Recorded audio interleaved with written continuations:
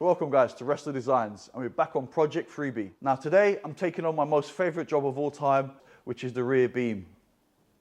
Not really. So like I said, today we're doing the rear beam on Project Freebie. It has to be done, I can't avoid it, it needs to be done. So what have I got here on the bench to show you guys? So this is what's on the bench. Basically a spray can, an Eibach anti-roll bar, some brake lines, some longer 10.9 tensile bolts, some 10mm plates, polyurethane bushes, stub axles, and Mark IV brake calipers. This little lot is going to go onto this little thing. All right, so I got Project Freebie in and already jacked it up, taken off the wheels. Also, I've removed the handbrake cover and then these 4 little nuts that kind of go onto the handbrake cable. As you can see, I've pushed one through already.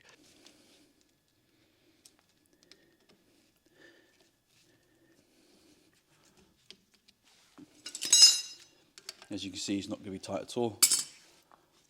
And that's it, just slide off the drum. Long nose pliers actually.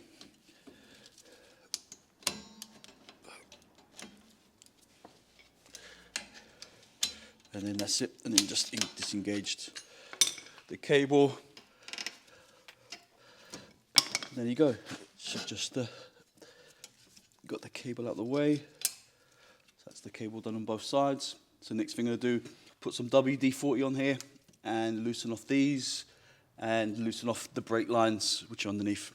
This spanner is a lifesaver. It definitely makes life a lot easier if you've got tight spaces to get to these brake pipe connectors. This really is a lifesaver. Okay, so looking underneath the car actually for the first time on the rear, normally they're kind of corrode here.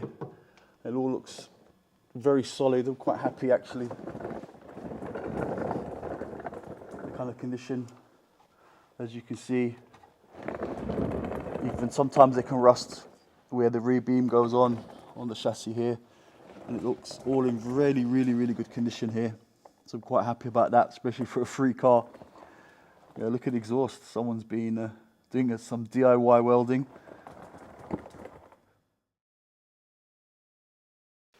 So I mounted up the exhaust, got some new rubbers.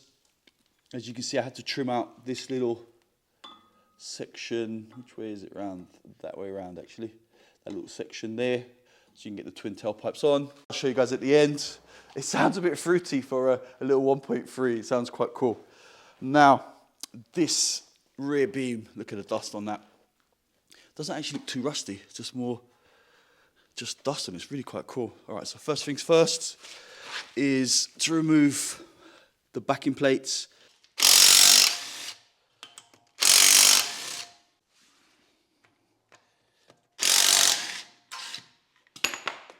So here on the bench, you can actually see the difference between the drum stub axle and the rear disc stub axle. It's actually got the mounting points to actually put the caliper carriers onto, and that's obviously the whole drum assembly, literally. So after much banging, cutting with the grinder, it wasn't so bad this time. So as you can see now, I've stripped down the beam totally. There's no brake lines on it. Due to this being a drummed rear beam, there is no anti-roll bar sitting here in the middle.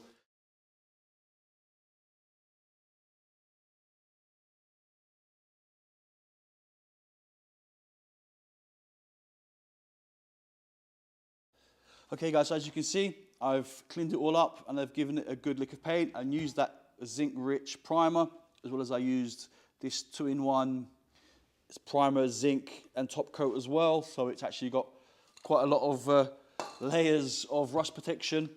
Okay, so the next thing to do is to make sure that this mating surface where you put the stub axle, because also we're going to be putting the spacer on here, it's totally flat. Because if it's not, it's raised with rust and stuff. This will actually affect the camber and your toe on a particular wheel or whatever on the surface that you've actually removed. So make sure that this is always clean. What I tend to use is a wire brush on a grinder.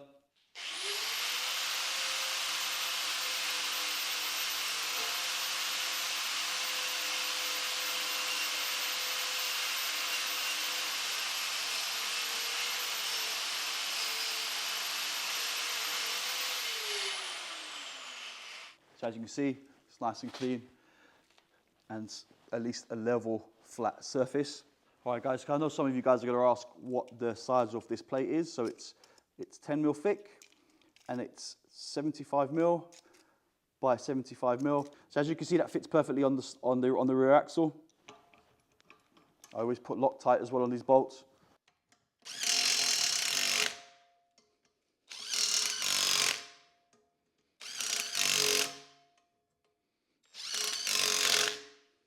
And now I'm going to move over and actually put the polyurethane bushing. And also make sure always you put copper grease on them or some kind of silicone grease, because otherwise they're going to start squeaking.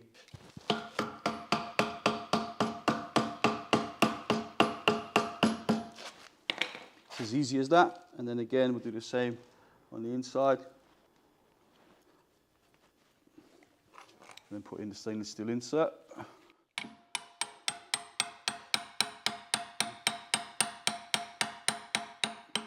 It's all kind of built up as far as I want to take it, so I don't want to put too much weight on it by putting the discs and the calipers and the carriers on it. I'll put that on once it's on the car. Unfortunately, I'm going to have to spray these black, actually on here and even the bush as well, to make it look as OEM as possible and so it doesn't stand out underneath the car. So now let's move on to the next stage and get this mounted. So after much juggling, I've kind of got it on. I've actually had it balanced with a jack in the middle and 2 bungee cables on each side to kind of hold it up, as you can see. So I can kind of guide it in a lot easier so it doesn't fall off. And I'm kind of on the home straight. That's the bit I hate the most, is actually doing these little bits and pieces, and then it's actually doing the brake lines. It can be quite fiddly underneath. Okay, let me stop talking and get on with this. Also, what I tend to do with the rear beam, and I tend to push it back towards the rear bumper as far as I can on both sides so that they're even. And here I've got the new discs and new bearings to fit in. So I'm going to quickly do this so that I can put on the calipers and the carriers and the brake lines. So I've kind of just jumped forward and done all these bits off camera, and also pushed the grommets through and actually pushed the ABS wires through, so they're now underneath the back seat. All right, and the system's all been bled up, so now I'm going to drop it on the floor. Also, what I did off camera, I also mounted my AP coilovers. It'll be interesting to see now with the wider stance, 10 mil at the back, and obviously the wider track at the front of 20 mil, of what it looks like on these coilovers. So let's drop this and let's find out, guys. All right, guys, so as you can see, the stance is definitely nose heavy. I'm going to have to adjust the rear, bring the rear down. There's no going up, there's only going down. So I'm going to adjust the rear to level it off so it's got a nice flat stance. But now is actually the moment of truth. I can't wait to show you guys what this 1.3 actually sounds like.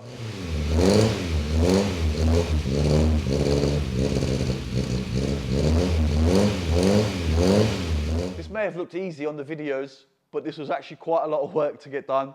I've done a hell of a lot. I've done literally all the base, the foundations of this vehicle. So we've uprated the brakes literally on every level. We've uprated the brake servo, the master cylinder.